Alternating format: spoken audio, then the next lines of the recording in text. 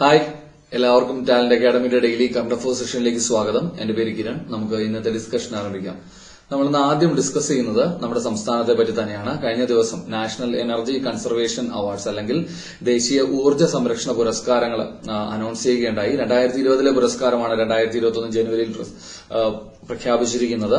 അപ്പോൾ ഈ അവാർഡ് വിതരണം ചെയ്യുന്നത് ബ്യൂറോ ഓഫ് എനർജി എഫിഷ്യൻസിയാണ്, BEE. അപ്പൊ BE ആണ് എല്ലാ വർഷവും നാഷണൽ എനർജി കൺസർവേഷൻ അവാർഡ്സ് വിതരണം ചെയ്യുന്നത്. 2020 സംസ്ഥാനങ്ങളുടെ വിഭാഗത്തിൽ ഈ പുരസ്കാരം നേടിയിരിക്കുന്നത് നമ്മുടെ സംസ്ഥാനമാണ്. അപ്പോ 2020 ദേശീയ ഊർജ്ജ സംരക്ഷണ പുരസ്കാരം കരസ്ഥമാക്കിയ സംസ്ഥാനമാണ് കേരളം. അപ്പോൾ ഈ പുരസ്കാരം വിതരണം ചെയ്യുന്നത് ബ്യൂറോ ഓഫ് എനർജി എഫിഷ്യൻസി ആണെന്ന് നമ്മൾ പറഞ്ഞു. അങ്ങനെയാണെങ്കിൽ ദേശീയ ഊർജ്ജ സംരക്ഷണ ദിനം അല്ലെങ്കിൽ നാഷണൽ എനർജി കൺസർവേഷൻ ഡേ നമ്മൾ ആചരിക്കുന്നത് എന്നാണ്? ഡിസംബർ മാസം 14 അടുത്ത് നമ്മൾ ഡിസ്കസ് ചെയ്യുന്നത് ഒരു ഇൻഷുറൻസ് പദ്ധതിയാണ്. നമ്മുടെ സംസ്ഥാന സർക്കാരിന് കീഴിലെ നോർക്ക റൂട്ട്സ് ആരംഭിച്ച ഒരു ആരോഗ്യ ഇൻഷുറൻസ് പദ്ധതി. നോർക്ക റൂട്ട്സിന്റെ ചെയർമാൻ ആരാണ്? നമ്മുടെ മുഖ്യമന്ത്രി തന്നെയാണ്. നിലവിൽ ശ്രീ പിണറായി വിജയനാണ് നോർക്ക റൂട്ട്സിന്റെ ചെയർമാൻ. അപ്പോൾ 2021 ജനുവരിയിൽ പ്രവാസികൾക്കും അതുപോലെ തന്നെ വിദേശത്ത് അവരോടൊപ്പം താമസിക്കുന്ന കുടുംബാംഗങ്ങൾക്കും വേണ്ടിയിട്ട് നോർക്ക റൂട്ട്സ് ആരംഭിച്ച ആരോഗ്യ ഇൻഷുറൻസ് പദ്ധതിയാണ് പ്രവാസി രക്ഷ എന്നുള്ളത്. ന്യൂ ഇന്ത്യ അഷുറൻസ് കമ്പനിയുമായി ചേർന്നിട്ടാണ് നോർക്ക റൂട്ട്സ് ഇങ്ങനെ ഒരു ഇൻഷുറൻസ് പദ്ധതി പ്രവാസികൾക്കായിട്ട് ആരംഭിച്ചിരിക്കുന്നത്. അപ്പോൾ പ്രവാസികൾക്കും അവരോടൊപ്പം കഴിയുന്ന കുടുംബങ്ങൾക്കുമായിട്ട് നോർക്ക റൂട്ട്സ് ആരംഭിച്ച ഇൻഷുറൻസ് പദ്ധതിയാണ് പ്രവാസി രക്ഷ എന്നുള്ളത്. ഇപ്പൊ നോർക്ക റൂട്ട്സിന്റെ നിലവിലെ ചെയർമാൻ നമ്മുടെ മുഖ്യമന്ത്രിയാണെന്ന് പറഞ്ഞു. വൈസ് ചെയർമാൻ ആരാണ്? ശ്രീ MA യൂസുഫ് അലിയാണ്. അടുത്ത് നമ്മൾ ഡിസ്കസ് ചെയ്യുന്നത് തിരുവനന്തപുരത്തെ പുതുതായിട്ട് ഉദ്ഘാടനം കഴിഞ്ഞ കേരള സംസ്ഥാന IT മിഷൻ അതുപോലെ തന്നെ അക്ഷയ പ്രോജക്ട് എന്നിവയുടെ പുതിയ ആസ്ഥാന മന്ദിരത്തിന്റെ പേരാണ് സാങ്കേതിക എന്നുള്ളത്. അപ്പോൾ ഓർമ്മിച്ച് വെച്ചിരിക്കാം, കേരള സംസ്ഥാന IT മിഷൻ അതുപോലെ തന്നെ അക്ഷയ പ്രോജക്ട് എന്നിവയുടെ പുതിയ ആസ്ഥാന മന്ദിരം തിരുവനന്തപുരത്ത് നിലവിൽ വന്നിരിക്കുകയാണ്. അതിന്റെ പേര് സാങ്കേതിക എന്നാണ്. അടുത്ത് നമ്മൾ ഡിസ്കസ് ചെയ്യുന്നത് എറണാകുളം ജില്ലയിലെ കാക്കനാട് എന്ന സ്ഥലത്തെ പറ്റിയാണ്. നബാർഡ്, കേന്ദ്ര സർക്കാരിന് കീഴിലെ NABARD, national bank for agricultural and rural development. നബാർഡിന്റെ ആസ്ഥാനം മുംബൈയിലാണ്. അപ്പോൾ നബാർഡിന്റെ നേതൃത്വത്തിൽ സംസ്ഥാനത്തെ ആദ്യ കാർഷിക വിപണന കേന്ദ്രമായ ഫാംശ്രീ അഗ്രോമാർട്ട് പ്രവർത്തനം ആരംഭിച്ചിരിക്കുന്നത് എറണാകുളം ജില്ലയിലെ കാക്കനാടാണ്. അപ്പോൾ ഓർമ്മിച്ച് വെച്ചിരിക്കുക, നബാർഡിന്റെ നേതൃത്വത്തിൽ സംസ്ഥാനത്തെ ആദ്യത്തെ കാർഷിക വിപണന കേന്ദ്രമായ ഫാംശ്രീ അഗ്രോമാർട്ട് എവിടെയാണ് പ്രവർത്തനം ആരംഭിച്ചിരിക്കുന്നത്? എറണാകുളം ജില്ലയിലെ കാക്കനാട്. അതുപോലെ തന്നെ നബാർഡിന്റെ നേതൃത്വത്തിലുള്ള നാപ് ഫൗണ്ടേഷൻ കേരളത്തിലെ ആദ്യ പരിസ്ഥിതി സൌഹൃദ സാനിറ്ററി നാപ്കിൻ നിർമ്മാണ യൂണിറ്റ് ആരംഭിച്ചിരിക്കുകയാണ്. അത് നിലവിൽ വന്നിരിക്കുന്നത് ആലപ്പുഴ ജില്ലയിലെ മാരാരിക്കുളത്താണ്. അപ്പോൾ അതുകൂടെ ഓർമ്മിച്ച് ചെയ്യാം. നാപ് ഫൗണ്ടേഷന്റെ, നബാർഡിന്റെ നേതൃത്വത്തിലുള്ള നാപ് ഫൗണ്ടേഷന്റെ കേരളത്തിലെ ആദ്യ പരിസ്ഥിതി സൌഹൃദ സാനിറ്ററി നാപ്കിൻ നിർമ്മാണ യൂണിറ്റ് നിലവിൽ വന്നിരിക്കുന്നത് എവിടെയാണ്? ആലപ്പുഴ ജില്ലയിലാണ്. ആലപ്പുഴ ജില്ലയിലെ മാരാരിക്കുളത്താണ്. അടുത്ത് നമ്മൾ ഡിസ്കസ് ചെയ്യുന്നത് 2021 പ്രവാസി ഭാരതീയ ദിവസ് കൺവെൻഷൻ PBD കൺവെൻഷന്റെ മുഖ്യ അതിഥിയായിട്ട് മാറിയിരിക്കുന്നത് റിപ്പബ്ലിക് ഓഫ് സുറീനെയിം എന്ന രാജ്യത്തിന്റെ, സൌത്ത് അമേരിക്കൻ രാജ്യമായ റിപ്പബ്ലിക് ഓഫ് സുറീനെയിമിന്റെ പ്രസിഡന്റായ ഇന്ത്യൻ വംശജനായ ചന്ദ്രിക പെർസാദ് സന്തോക്കിയാണ്, അല്ലെങ്കിൽ ചാൻ സന്തോക്കി. അപ്പോ 2021 പ്രവാസി ഭാരതീയ ദിവസ് കൺവെൻഷന്റെ മുഖ്യ അതിഥി ആരാണ്? റിപ്പബ്ലിക് ഓഫ് സുറീനെയിമിന്റെ പ്രസിഡന്റായ ഇന്ത്യൻ വംശജനായ ചന്ദ്രിക പെർസദ് സന്തോക്കി അല്ലെങ്കിൽ ചാൻ സന്തോക്കി. റിപ്പബ്ലിക് ഓഫ് സുറീനെയിമിന്റെ തലസ്ഥാനം പരാമാരിബോ ആണ്. ഇതിന്റെ കറൻസി സുറീനീമീസ് ഡോളറാണ്. അതുപോലെ 2021 പ്രവാസി ഭാരതീയ ദിവസ് കൺവെൻഷന്റെ പ്രമേയം കോൺട്രിബ്യൂട്ടിംഗ് ടു ആത്മനിർഭർ ഭാരത് എന്നാണ്.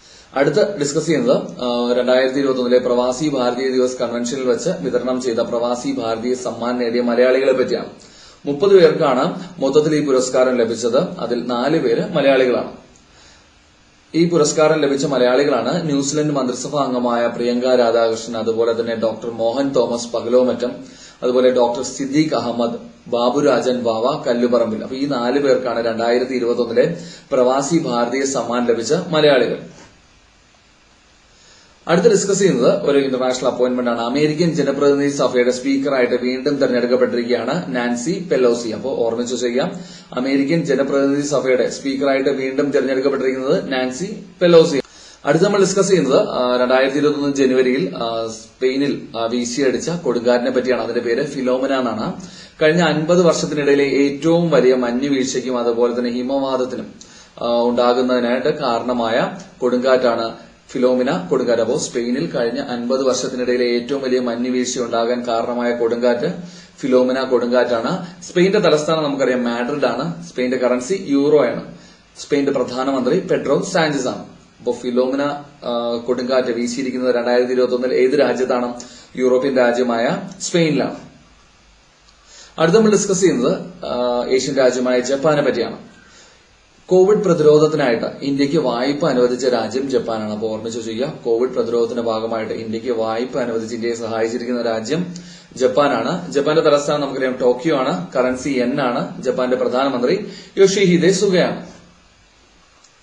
അടുത്ത് ഡിസ്കസ് ചെയ്യുന്നത് തമിഴ്നാട് സംസ്ഥാനത്തെ പറ്റിയാണ്. കോവിഡ്-19 പശ്ചാത്തലത്തിൽ ഓൺലൈൻ ക്ലാസ്സിൽ പങ്കെടുക്കുന്നതിനായിട്ട് കോളേജ് വിദ്യാർത്ഥികൾക്ക് ദിവസവും 2 GB ഡേറ്റ സൗജന്യമായിട്ട് നൽകുന്നതിന് ഡേറ്റ കാർഡ് നൽകാൻ തീരുമാനിച്ച സംസ്ഥാനമാണ് തമിഴ്നാട്. അപ്പോൾ കോളേജിൽ പഠിക്കുന്ന വിദ്യാർത്ഥികൾക്ക് അവർക്ക് ഓൺലൈൻ ക്ലാസുകൾ അറ്റൻഡ് ചെയ്യുന്നതിനായിട്ട് ദിവസവും 2 GB ഡേറ്റ സൗജന്യമായി ഉപയോഗിക്കാവുന്ന ഡേറ്റ കാർഡ് നൽകാൻ തീരുമാനിച്ച സംസ്ഥാനം തമിഴ്നാടാണ്. തമിഴ്നാടിന്റെ തലസ്ഥാനം ചെന്നൈയാണ്. മുഖ്യമന്ത്രി ശ്രീ എടപ്പാടി പളനിസ്വാമിയാണ്. ഗവർണർ ശ്രീ ബൻവാരിലാൽ പുരോഹിതാണ്. അടുത്ത നമ്മൾ ഡിസ്കസ് ചെയ്യുന്നത് ഒരു അപ്പോയിന്റ്മെന്റ് ആണ്. ഭാരത് പെട്രോളിയം കോർപ്പറേഷൻ ലിമിറ്റഡ് അല്ലെങ്കിൽ BPCLന്റെ കൊച്ചി റിഫൈനറിയുടെ തലവനായിട്ട് നിയമിതനായിരിക്കുകയാണ് സഞ്ജയ് ഖന്ന. അപ്പോൾ ഓർമ്മിച്ചു വെക്കുക, BPCL ഭാരത് പെട്രോളിയം കോർപ്പറേഷൻ ലിമിറ്റഡിന്റെ കൊച്ചി റിഫൈനറി തലവനായിട്ട് നിയമിതനായിരിക്കുന്ന ആരാണ്? സഞ്ജയ് ഖന്നയാണ്. BPCLന്റെ നിലവിലെ ചെയർമാൻ ആൻഡ് MD ഇൻചാർജ് ആയിട്ടുള്ള വ്യക്തി ശ്രീ കെ പത്മാകറാണ്. അടുത്ത് ഡിസ്കസ് ചെയ്യുന്നത് ഒഡീഷയിലെ തടാകമായ ബിന്ദുസാഗർ തടാകത്തെ പറ്റിയാണ്. 2021 ജനുവരിയിൽ ഒഡീഷ സർക്കാർ ശുചീകരണ പ്രവർത്തനങ്ങൾ ആരംഭിക്കുന്ന ഒഡീഷയിലെ ഭുവനേശ്വറിലെ തടാകമാണ് ബിന്ദുസാഗർ തടാകം. ഓർമ്മിച്ചു വെച്ചേക്കാം, ഒരുപക്ഷെ ബിന്ദുസാഗർ തടാകം ഏത് സംസ്ഥാനത്താണ് എന്ന് ചോദിച്ചേക്കാം. ഒഡീഷയിലാണ്. ഒഡീഷയിലെ ഭുവനേശ്വറിലാണ്. ഭുവനേശ്വറിലെ തടാകമാണ് ബിന്ദുസാഗർ തടാകം. റീസെന്റ് ആയിട്ട് ഒഡീഷ സർക്കാർ ക്ലീനിംഗ് പർപ്പസ് ആരംഭിച്ച തടാകമാണ് ബിന്ദുസാഗർ ലേക്ക്. ഒഡീഷയുടെ മുഖ്യമന്ത്രി ശ്രീ നവീൻ പട്നായിക് ആണ്. ഗവർണർ ശ്രീ ഗണേഷി ലാലാണ്. അടുത്ത് ഡിസ്കസ് ചെയ്യുന്നത് ഇന്ത്യൻ നാവികസേനയുടെ നേതൃത്വത്തിൽ 2021 ജനുവരിയിൽ നടത്തുന്ന തീരദേശ സുരക്ഷാ അഭ്യാസമാണ് സി വിജിൽ 21 എന്നുള്ളത്. അപ്പോൾ ഓർമ്മിച്ചു ചെയ്യാം, ഇന്ത്യൻ നാവികസേനയുടെ നേതൃത്വത്തിൽ നടത്തുന്ന തീരദേശ സുരക്ഷാ അഭ്യാസമാണ് സി വിജിൽ 21. ഇന്ത്യൻ നാവികസേനയുടെ മേധാവി ആരാണ്? അഡ്മിറൽ കരംബീർ സിംഗ് ആണ്. അടുത്ത് ഡിസ്കസ് ചെയ്യുന്നത് കർണാടക സംസ്ഥാനത്തെ പറ്റിയാണ്.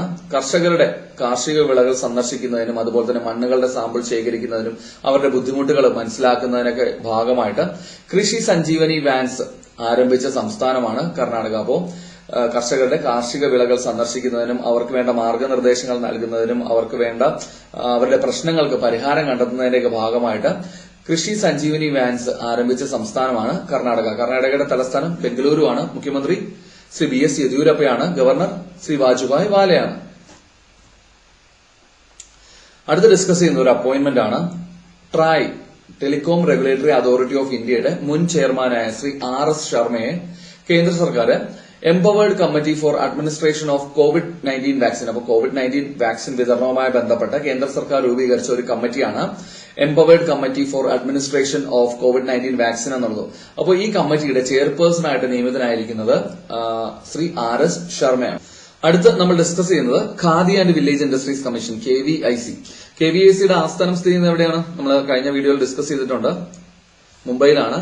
നിലവിലെ KVICയുടെ ചെയർമാൻ ശ്രീ വിനയ് കുമാർ സക്സേനയാണ്. അപ്പോൾ 2021 ജനുവരിയിൽ khadi and village industries commission പുറത്തിറക്കിയ പ്രകൃതി സൗഹൃദ പെയിന്റ് ആണ് ഖാദി പ്രകൃതിക് പെയിന്റ് എന്നുള്ളത്. അപ്പോൾ ഓർമ്മിച്ചു ചെയ്യാം, 2021 ജനുവരിയിൽ khadi and village industries commission പുറത്തിറക്കിയ പ്രകൃതി സൗഹൃദ പെയിന്റ് ആണ് ഖാദി പ്രകൃതിക് പെയിന്റ്. അടുത്ത് നമ്മൾ ഡിസ്കസ് ചെയ്യുന്നത് എലോൺ മസ്കിനെ പറ്റിയാണ്. നമ്മൾ കഴിഞ്ഞ ദിവസങ്ങളിലെ പത്രങ്ങളിലൊക്കെ കണ്ടിട്ടുള്ള പേരാണ് എലോൺ മസ്ക്. ടെസ്ല എന്ന ഇലക്ട്രിക് കാർ നിർമ്മാണ കമ്പനിയുടെയും അതുപോലെ തന്നെ അമേരിക്കൻ പ്രൈവറ്റ് ബഹിരാകാശ ഏജൻസിയായ സ്പേസ് എക്സിന്റെയും CEO ആണ് എലോൺ മസ്ക്. ഇപ്പോൾ 2021 ജനുവരിയിൽ ബ്ലൂംബർഗ് ബില്യണേഴ്സ് സൂചിക പ്രകാരം ലോകത്തിലെ ഏറ്റവും വലിയ ധനികനായിട്ട് മാറിയിരിക്കുന്നത് എലോൺ മസ്ക് ആണ്. അപ്പൊ ഓർമ്മിച്ചു വെച്ചിരിക്കാം, ലോകത്തിലെ ഏറ്റവും വലിയ ധനികനായിട്ട് 2021 ജനുവരിയിൽ മാറിയിരിക്കുന്നത് ആരാണ്? സ്പേസ് എക്സിന്റെയും അതുപോലെ തന്നെ ടെസ്ലയുടെയും സിഇഒ ആയ എലോൺ മസ്ക് ആണ്. രണ്ടാം സ്ഥാനത്തുള്ളത് ആമസോണിന്റെ സിഇഒ ആയ ജെഫ് ബെസോസ് തന്നെ. അടുത്ത് നമ്മൾ ഡിസ്കസ് ചെയ്യുന്നത് തജിക്കിസ്ഥാനി ഫുട്ബോൾ താരം കൊമ്രോൺ തർസുനോവിനെ പറ്റിയാണ്. അപ്പോ ഐ ലീഗിൽ നിലവിൽ ട്രോ FC താരമാണ് കൊമ്രോൺ തുർസുനോവ്. അപ്പൊ ഐ ലീഗ് ഫുട്ബോൾ ടൂർണമെന്റിലെ ഏറ്റവും വേഗമേറിയ ഗോൾ നേടിയ താരം എന്ന റെക്കോർഡിന് ഉടമയായി മാറിയിരിക്കുകയാണ് കൊമ്രോൺ തുർസുനോവ്. അടുത്ത് ഡിസ്കസ് ചെയ്യുന്നത് 1-2 തീയതികളാണ്. അതിലൊന്നാണ് എല്ലാ വർഷവും ജനുവരി മാസം 10 ലോക ഹിന്ദി ദിനമായിട്ടാണ് നമ്മൾ ആചരിക്കുന്നത്, വേൾഡ് ഹിന്ദി ഡേ. എന്നാണത്? ജനുവരി മാസം 10 തീയതിയാണ് 1975 ജനുവരി 10 നടന്ന ലോക ഹിന്ദി കോൺഫറൻസിനെ അനുസ്മരിച്ചുകൊണ്ടാണ് പിൻവർഷങ്ങളിൽ എല്ലാ വർഷവും ജനുവരി മാസം 10 വേൾഡ് ഹിന്ദി ഡേ ആയിട്ട് നമ്മൾ ആചരിച്ചു വരുന്നത്.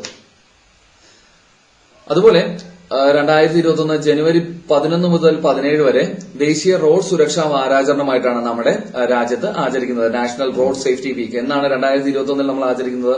ജനുവരി മാസം 11 മുതൽ 17 വരെയാണ്. 2021 ദേശീയ റോഡ് സുരക്ഷാ വാരാചരണത്തിന്റെ പ്രമേയം save your self to save your family എന്നാണ്. അപ്പൊ ഈ പ്രമേയം തീർച്ചയായിട്ടും നിങ്ങൾ നോട്ട് ചെയ്ത് വെച്ച് പഠിക്കുക. 2021 ദേശീയ റോഡ് സുരക്ഷാ വാരാചരണത്തിന്റെ പ്രമേയമാണ് save your self to save your family എന്നുള്ളത്. അടുത്ത നമ്മൾ ഡിസ്കസ് ചെയ്യുന്നത് മറ്റൊരു ദിനമാണ്.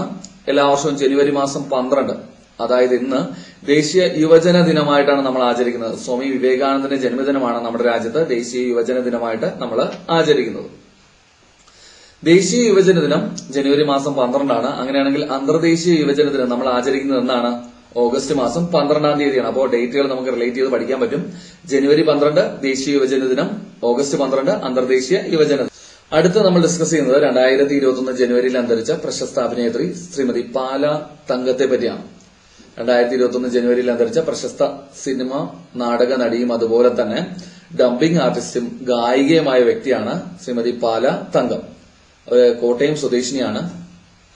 അതുപോലെ 2021 ജനുവരിയിൽ അന്തരിച്ച പ്രശസ്ത ആസ്ട്രോഫിസിസ്റ്റും പത്മഭൂഷൺ പുരസ്കാര ജേതാവുമായ വ്യക്തിയാണ് പ്രൊഫസർ ശശികുമാർ മധുസൂദൻ ചിത്രേ. ഇനി ഇന്നത്തെ ക്വസ്റ്റ്യൻ ഓഫ് ദ ഡേ ആണ്. കഴിഞ്ഞ ദിവസം നമ്മൾ ഡിസ്കസ് ചെയ്ത ടോപ്പിക്കാണ് ക്വസ്റ്റ്യൻ ഓഫ് ദ ഡേ ആയിട്ട് നമ്മൾ ചോദിക്കുന്നത്. അപ്പോൾ കഴിഞ്ഞ ദിവസത്തെ വീഡിയോ കണ്ടിട്ടില്ലെങ്കിൽ തീർച്ചയായിട്ടും നിങ്ങൾ ആ വീഡിയോ പോയി കാണുക, പോയിന്റ്സ് ഒക്കെ നോട്ട് ചെയ്ത് വെച്ച് പഠിക്കുക. അതുപോലെ ഈ ചോദിക്കുന്ന ക്വസ്റ്റ്യന് നിങ്ങൾക്ക് ഉത്തരം അറിയാമെങ്കിൽ ഈ വീഡിയോയുടെ താഴെ അത് കമന്റ് ആയിട്ട് രേഖപ്പെടുത്തുക. ചോദ്യം ഇതാണ്: പാമ്പുകളുടെ സംരക്ഷണവും അതുപോലെ തന്നെ ജനങ്ങളുടെ സുരക്ഷിതത്വവും ലക്ഷ്യമിട്ട് സംസ്ഥാന വനം വകുപ്പ് ആരംഭിച്ച മൊബൈൽ ആപ്ലിക്കേഷൻ ഏതാണ് എന്നതാണ് ഇന്നത്തെ ക്വസ്റ്റ്യൻ ഓഫ് ദ ഡേ. അപ്പോൾ നിങ്ങൾക്ക് ഉത്തരം അറിയാമെങ്കിൽ ഈ വീഡിയോയുടെ താഴെ കമന്റ് ആയിട്ട് രേഖപ്പെടുത്തുക. അതുപോലെ കഴിഞ്ഞ ദിവസം നമ്മൾ ചോദിച്ചിരുന്ന ചോദ്യമാണ്: പ്രകൃതി സൌഹൃദ ഗാർഹിക നിർമ്മാണങ്ങൾക്ക് പ്രോത്സാഹനം നൽകുന്നതിന്റെ ഭാഗമായിട്ട് ഒറ്റത്തവണ കെട്ടിട നികുതിയിൽ നിശ്ചിത ശതമാനം ഇളവ് നൽകുന്നതിന് കേരള സർക്കാർ ആരംഭിച്ച പദ്ധതി ഏതാണെന്നുള്ളത്. അപ്പോൾ നിങ്ങൾ പലരും അതിന് ഉത്തരം എഴുതിയിരുന്നു. ഗ്രീൻ റിബേറ്റ് എന്ന പദ്ധതിയാണ് കേരള സർക്കാർ ആരംഭിച്ചിരിക്കുന്നത്. ഓക്കെ ഫ്രണ്ട്സ്, അപ്പൊ ഇന്നത്തെ വീഡിയോയിൽ നമ്മൾ ഡിസ്കസ് ചെയ്തത് ടാലന്റ് അക്കാഡമിയുടെ ഡെയിലി കറണ്ട് അഫയേഴ്സ് അപ്ഡേറ്റ്സുകളാണ്. ടാലന്റ് അക്കാഡമിയുടെ ഡെയിലി കറണ്ട് അഫയേഴ്സ് അപ്ഡേറ്റ്സുകൾ നിങ്ങൾക്ക് ഉപകാരപ്പെടുത്തണമെങ്കിൽ തീർച്ചയായിട്ടും നിങ്ങളുടെ ഫ്രണ്ട്സിന് അത് ഷെയർ ചെയ്യാം. നിങ്ങളുടെ അഭിപ്രായങ്ങളൊക്കെ കമന്റ് ചെയ്യുക. ഡെയിലി കറണ്ട് അഫയേഴ്സിന്റെ മറ്റൊരു സെഷനുമായിട്ട് നമുക്ക് അടുത്ത ദിവസം കാണാം. അതുവരെയും bye bye and thank you.